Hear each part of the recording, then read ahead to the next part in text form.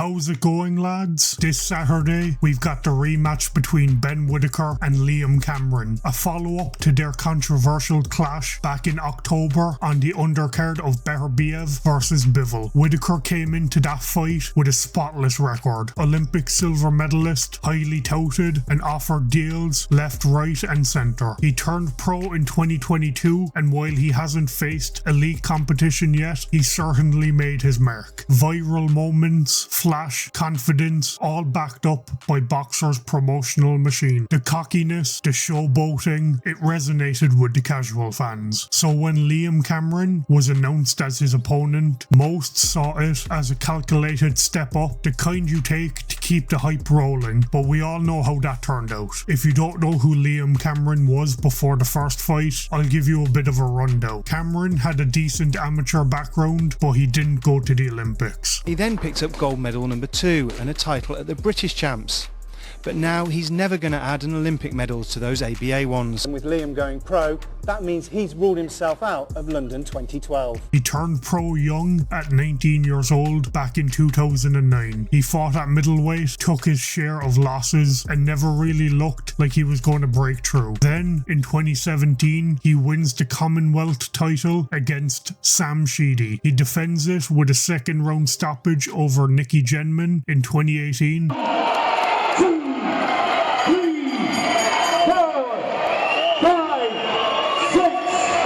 7, 8.